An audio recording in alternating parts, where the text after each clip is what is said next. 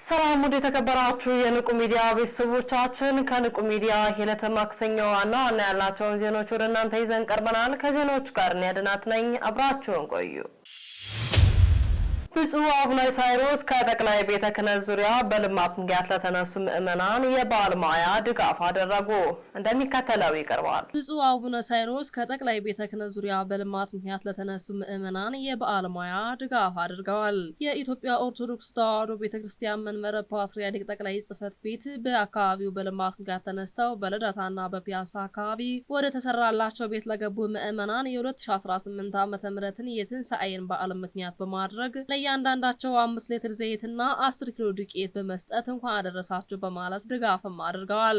በዚህ ጊዜ ብፁዕ አቡነ ሳይሮስ የኢትዮጵያ ኦርቶዶክስ ተዋሕዶ ቤተክርስቲያን በመንበረ ፓትርያርክ ጠቅላይ ጽሕፈት ቤት ዋና ስራ አስኪያጅ የደቡብ ምዕራብ ሸዋና የሸገር ከተማ ሀገረ ስብከት ሊቀ ጳጳስ ባስተላለፉት አባታዊ መልእክት እንደ ትንሣኤ ያሉ ሃይማኖታዊ በዓላትን በምናከብርበት ጊዜ ያለልን ለሌሎች በማካፈልና ጌታችን አምላካችን መድኃኒታችን ኢየሱስ ክርስቶስ ያስተማረንን በመተግበር መሆን ስላለበት ልጆቻችን እንኳን አደረሳችሁ ለማለት በመካከላችሁ ተገኝተናል ብለዋል። አያይዘውን ቤተክርስቲያን የልማት ስራዎቿን በማስፋፋት አሰራሯን ለማዘመን በምታደርገው ጥረት በልማት ምክንያት ከግቢው ተነስታችሁ ቤተክርስቲያን ባዘጋጀችላችሁ ቦታ መኖር በመጀመራችሁ እንኳን ደስ አላችሁ፣ እንኳን ለጌታችን ለመድኃኒታችን ለኢየሱስ ክርስቶስ የትንሣኤ በዓል በሰላም አደረሳችሁም ብለዋል። የልገሳ መርሃ ግብር ተጠቃሚ የሆኑት ምዕመናን ለተደረገላቸው ድጋፍ ምስጋናቸውን ያቀረቡ ሲሆን በብፁዕ ጠቅላይ ስራ አስኪያጁ ጸሎትና ቡራኬ መርሃ ግብሩም ተጠናቋል። ማህበረ ቅዱሳን በመቀሌ ከተማ ለሚገኙ ተፈናቃዮች ድጋፍ አደረጉ። ተጨማሪ ያለን ማህበረ ቅዱሳን በመቀሌ ከተማ ሰባካሬ ተፈናቃይ ጣቢያ ለሚገኙ ተፈናቃዮች 1.3 ሚሊዮን ብር ወጪ የሆነበት ድጋፍም አድርጓል። የማህበረ ቅዱሳን ሙያ ማህበራዊና ኢኮኖሚያዊ አገልግሎት በሀገራችን እያጋጠሙ ላሉ ዘርፈ ብዙ ማህበራዊ ቀውሶች በተለያዩ ወገኖቻችን ላይ ያስከተሉት ያለውን ችግር ለማቅለል ባለፉት ተከታታይ ዓመታት በመላው ሀገራችን ሁለገብ ማህበራዊ ድጋፎችን እያደረገም ይገኛል። በዚህ መሰረት በሰሜን ኢትዮጵያ በነበረው ጦርነት ተፈናቅለው በተለያዩ ተፈናቃይ ጣቢያዎች ለሚገኙ ወገኖች ያልተቋረጠ ተከታታይ ሰብአዊ ድጋፎችን ሲያደርግ መቆየቱም ይታወቃል። ተፈናቃዮቹ ከሚገኙባቸው አካባቢዎች አንዱ መቀሌ የሚገኘው ሰባካሬ ተብሎ የሚጠራው ጊዜያዊ መጠለያ ጣቢያ ተጠቃሽ ነው ብለዋል። በዚህም ተፈናቃይ ጣቢያ 5240 ተፈናቃዮች አባወራዎች እንደሚገኙ መረጃዎችም አሳይተዋል። የማህበረ ቅዱሳን ሙያ ማህበራዊና ኢኮኖሚያዊ አገልግሎትም የትንሣኤን በዓል ምክንያት በማድረግ በቦታው በመገኘት 1.3 ሚሊዮን ብር ወጪ የሆነበት አስቸኳይ የምግብ ግብአትም ድጋፍ አድርጓል። በዚህም ድጋፍ 80 ኩንታል ዱቄት ለ320 ተፈናቃይ ወገኖቻችን ለእያንዳንዱ 25 ኪሎ ዱቄት ተጠቃሚ ማድረግ የተቻለ ሲሆን በአካባቢው የሚገኙ 3 ጥንታዊ ገዳማትና የቤተ ክርስቲያን አገልጋዮችን ጨምሮ በድምሩ 100 ኩንታል የምግብ ግብአት ድጋፍ ማሰራጨቱንም ገልጿል። በድጋፉ መርሃ ግብር ላይ የዋናው ማዕከል ተወካዮች፣ የተፈናቃይ ጣቢያ አስተባባሪዎች የተገኙበት ድጋፉን ለተጎጂዎች እጅ በእጅም አስረክበዋል። ተጎጂዎቹ ማህበረ ቅዱሳን ላደረገላቸው ድጋፍ ምስጋና አቅርበው ከነችግሩ ስፋት አንጻር እስካሁን የደረሰባቸውን ድጋፍ በቂ ባለመሆኑ ከድጋፍ አድራጊዎች በተጨማሪ ድጋፍ እንዲደረግላቸው ጥሪያቸውንም አቅርበዋል። ማህበረ ቅዱሳን ለዚህ ድጋፍ በጠቅላላ 1.3 ሚሊዮን ብር ወጪ ያደረገ ሲሆን ድጋፉ በሀገር አሜሪካ ከሚገኙ የቀሲስ እሸቱ ጃንፋ የንስሐ ልጆች ጉባኤና ከማስተባበሪያው በተገኘ የገንዘብ ድጋፍ እንደሆነም ተናግረዋል። የማህበረ ቅዱሳን ሙያና ማህበራዊ ኢኮኖሚያዊ አገልግሎት ባለፉት 7 ወራት በምዕራብ ጎጃም ሀገረ ስብከት ለሚገኙ 5 ገዳማት ጉባኤ ቤቶች፣ በትግራይ ክልል ሰሜን ምዕራብ ዞን ሕጻጽና ማይደው መጠለያ ጣቢያዎች ለሚገኙ ተፈናቃዮች፣ በሰሜን ወሎ ቡግና ወረዳ በድርቅ ለተጎዱ ወገኖቻችን፣ በሽሬ ከተማ ለሚገኘው አሜን የህፃናት ማሳደጊያ ማዕከል፣ ለደብረ ሩሃ ቅዱስ ላሊበላ ገዳም፣ ለአራቱ መጽሐፍተ ጉባኤ ቤት፣ በሰሜን ወሎ በላስታ ወረዳ ለሚገኙ በድርቅ ለተጎዱ ምዕመናን፣ በሃይማኖት ተኮር ጥቃት ለተጎዱ በአርሲና በወለጋ ለሚገኙ ወገኖች፣ በኮረም አፍላ በድርቅና በበረዶ ለተጎዱ አርሶ አደሮች፣ ለደብረ ሊባኖስ አቡነ ተክለ ሃይማኖት አንድነት ገዳምና ለመሳሰሉት በጠቅላላ 12 ለሚደርሱ ማህበር ድጋፍ ፕሮጀክት ተግባራዊም አድርጓል። መሰል ማህበራዊ ቀውስን የፈጠረባቸው ችግሮችን ለማጠቃለል ማህበሩ በማያደርገው የሰብአዊነት ስራ ምዕመናን የተለመደ ድጋፍ እንድታደርጉ ጥሪያቸውንም አቅርበዋል። ብፁዕ አቡነ ሳይሮስ የ2018 ዓ.ም የትንሣኤን በዓል የእንኳን አደረሰው መርሃ ግብር ላይ መልእክት አስተላለፉ።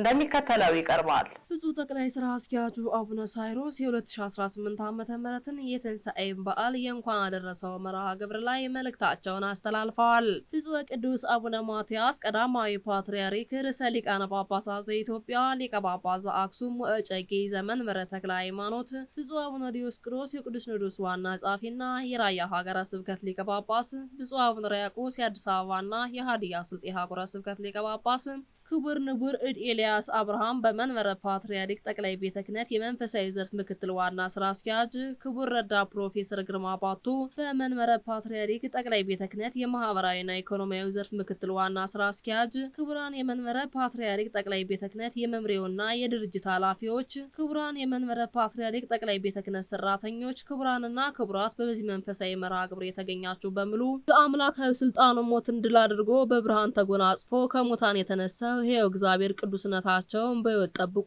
አሮጌውን ነገር አልፎ የአዲስ ሕይወት ኑሮ ለተጀመረበት በዓለ ትንሣኤ እንኳን አደረሰው በማለት ለቅዱስነቱ ያለኝን ክብር በመላው የኢትዮጵያ ኦርቶዶክስ ተዋሕዶ ቤተክርስቲያን ሰራተኞች ስም ስገልጽ ሙሉና ፍጹም በሆነ ደስታ ነው ብለዋል። አንደኛ ቆሮንጦስ ከምዕራፍ 15 ከቁጥር 54 ላይ የአዲስ ፍጥረት ምስጢር ሰው ትንሣኤ ልቡን አግኝቶ በኢየሱስ ክርስቶስ ሲያምን የሚኖረው አዲስ ሕይወትና ከአሮጌው ማንነቱ በመለየት የሚያረጋግጥ ጥልቅ የሆነ ትርጉም ያለው በመሆኑ ትንሣኤን እንደ ኃላፊነት ኩነት ብቻ አስበን የምናልፈው አይደለም። የክፋት ሁሉ ምንጭ የሆነው ዲያብሎስ በመሻሩ የሰው ልጅ ውጫዊ ህይወቱን ለውጥ ብቻ ሳይሆን ፍጹም የሆነው ውስጣዊ ለውጡን ስላገኘ ትንሣኤን በዕለተ ተዕለት የክርስቶስ ህይወቱ ውስጥ ሁልጊዜ የሚገለጥ አሁናዊ ጉዳይ ነው ብለዋል። ከሞተ በኋላ የሚጠልቅ ህይወት አዲስ ፍጥረት ሆኖ ለነፍሳችን ድነት ያገኘንበት የክርስቶስ ትንሣኤ በድካም ጊዜ ብርታት፣ በፈተና ጊዜ ሕያው ተስፋ፣ በጭንቀት ጊዜ ሰላም ከመሆኑም በላይ በክርስቶስ እኛን የወደደበት የታላቁ ፍቅር መገለጫ ነው ብለዋል። በመሆኑም ክርስቶስ ሃይማኖታችን እርሱን መሰረት አድርጎ የቆመበት ትንሣኤ ታሪክ ብቻ ሳይሆን ዛሬም በህይወታቸው ላይ የሚሰራ ኃይል፣ የጨለመ መጨረሻ፣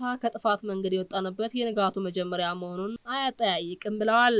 የመልእክታችን መነሻ የሆነው ሐዋርያዊ ቃል አሮጌውን ነገር አልፎ እነሆ ሁሉም አዲስ ሆኗል የሚል የክርስቶስ ትንሣኤና የምስራች ዜና እስኪሰማ ድረስ የሰው ልጅ ያሳለፈውን የመከራ ዘመን የሚረሳ አይደለምና አዲስ የሆነውን ነገር ከአሮጌው ጋር ማነጻጸር የማይቀር ነው ብለዋል። በክርስቶስ ቤዛነት የተደረገልን ድንቅ ነገር ለመረዳትም ካለፈው መነሳት ግድ ነው። የሀሳብ ቅንነት የጠፋበት የመንፈሳዊ ድካም የነበረበት አሮጌው ነገር በክርስቶስ አልፎ ዛሬ አዲስ ትንሣኤ ህይወት አግኝተናልም ብለዋል። በዚህም ሰው ሆኖ ያዳነን በትንሣኤው አዲስ ህይወት የሰጠን አምላክ እናመሰግናለን ብለዋል። ብፁዕ ቅዱስ አባታችን፣ ብፁዓን ሊቃነ ጳጳሳት፣ ክቡራን ክቡራት፣ በዚህ እንኳን አደረሳችሁ መርሃ ግብር ላይ የተገኙ የመንፈስ ቅዱሶቻችን ክርስቶስ ላንቀላፉት ሁሉ በኩራት ሆኖ በመነሳቱ በሰው ልጅ ህይወት የነበረውን ስቃይ መከራ አልፎ ሁሉም ነገር አዲስ በሆነበት የምህረት ዘመን የአሮጌው ማንነት መገለጫ ስንፍናና በስራ ሲሸነፍ ጥላቻን በፍቅርና በልማት ሊተካ አይችልም ባይነት አይቻልም በማለት በትንሣኤ ህይወት ውስጥ ቦታ የላቸውም። አንደኛ ቆሮንጦስ ከምዕራፍ 15 ከቁጥር 20 ላይ በዚህ የህይወት ጉዞ የቅድስት ቤተክርስቲያናችን ሁለንተናዊ ተልእኮ ራሳችን የመቻል ሁኔታ የተሟላ እንዲሆን የደከቡትን እነርሱ የተራቡትና የተጠሙት የኛ የልጆቻችን ኑሮ እንዲሻሻል በመተማመን አክብረው የሰሩ ቀደምት አባቶቻችን የሚያስታውሱን በርካታ የልማት ስራዎችን በእግዚአብሔር ፈቃድ በቅዱስነቱ ጸሎትና አመራር ሰጭነት እየተከናወኑ ይገኛሉ ሲሉ ገለጻ አድርገዋል። ቀደም ሲል ተጀምረው ያልተጠናቀቁ የህንጻ ግንባታዎችና በአዲስ መልክ የሚሰሩ ልዩ ልዩ ፕሮጀክቶችን በተቀረላቸው ጊዜ ተጠናቀው መንፈሳዊና ማህበራዊ አገልግሎት እንዲሰጡ ለማድረግ ተግተን በመስራት ላይ እንገኛለን ሲሉም ተናግረዋል። ከዚህም ጋር የተቋማትና ማንነት አሰራር የሚለካው በሚገለገሉባቸው ጽሕፈት ቤቶች አያያዝና በስራ አፈጻጸማቸው ስለሆነ የመንበረ ፓትርያርክ ጠቅላይ ቤተ ክህነት ይዞት በማስከበር ጽዱና ውብ ስፍራ በማድረግ ስራው በመገባደድ ላይ እንደሚገኝም ተናግረዋል። ያለ አግባብ የተከማቹ ንብረቶችንም ተገቢውን መፍትሄ እንዲያገኙ የግቢውን ጽዳትና ውበት እንዲጠበቅ በማድረግ ስራ ብዙ ጊዜና ጉልበት የማይጠይቅ የነበረ ቢሆንም በሁሉም የቤተ ክህነታችን የስራ ኃላፊዎች፣ ሰራተኞች ተሳትፎ በአግባቡ ተከናውኗልም ተብለዋል። በመሆኑም ስልጣንነት ሞት የተሻረበት የክርስቶስ ትንሣኤን ዛሬ በዚህ መልኩ ተሰብስበን በቅዱስነቱ በርህራሄ የምናከብረው ከፍተኛ በሆነ የስራ መነቃቃት ነው ብለዋል። ትንሣኤ የስጋ መነሳት ብቻ አይደለም፣ በእግዚአብሔር ቤት ሊሰራ የሚገባ ስራ በመሰራት ለኃጢአት ሙቶ በአዲስ ህይወት መኖር ማለት ነው። ትንሣኤ ልዩነት ይሻገራል፣ በቃል ብቻ ሳይሆን በተግባር የሚታይበት አንድነትም ይፈጥራል። ከኃጢአት መራቅ በፍቅር መኖርና በተስፋ መጓዝን ያጎናጽፋል ብለዋል። ሰው ብቻውን ሲሰራ ውጤቱ ውስን ነው። በጋራ መስራት ግን እጅግ ከፍተኛ ዋጋ ያለው በትንሣኤ የተገኘ ህይወት መርሃ ነው። ቅድስት ቤተክርስቲያናችን ዛሬ ያለችበት ደረጃ ላይ እንዲሁም በቀላል አደረሰችን። በትንሣኤ የተገኘ አንድ በጎ ስራ በሁሉም መሰረት መሆኑን በተረዱት ለክብር ስማቸው ይህን መታሰቢያ ትተውልን ባለፉት አባቶችና እናቶቻችን ከፍተኛ ጥረት ነው ብለዋል። ዛሬ እኛ እየገነባን ያለው እነርሱ ባኖሩት መሰረት ላይ ነው። በመሆኑም ጊዜ የስራ ጊዜ ነውና አሁን ያለነው ቤተክርስቲያኖች አባቶችና ምዕመናን የቤታችን ታሪክ ከስርዓት አምልኮ ጋር የመጠበቅና የማስጠበቅ ለመንፈሳዊና ማህበራዊ እድገት ልማት አስፋፍቶ የመስራት ኃላፊነት አለብን ብለዋል። ስለዚህ በአዲስ መንፈስ በአዲስ ህይወት የተመላለስን የትንሣኤውን ብርሃን በማወጅ ለሀገር ሰላም፣ ለቤተክርስቲያን አንድነትና ለሐዋርያዊ ተልእኮ መስፋፋት ሁሉም የቤተክርስቲያን አገልጋዮች ለጥንታዊ ታሪካችን በሚመጥን መልኩ ድርሻችን ልንወጣ ይገባልም ብለዋል። ሚያዝያ 6 ቀን 2018 ዓ.ም ከንቁ ሚዲያ ደረስላችሁ ዜናዎችን ይመስሉ ነበር። ቀሪዎቹን ከቀሪ የንቁ መርሃ ግብሮች ጋር አብራችሁ ቆዩ እያለን እኛ ክብሩ ተሰናበትናችሁ። ሰላም እግዚአብሔር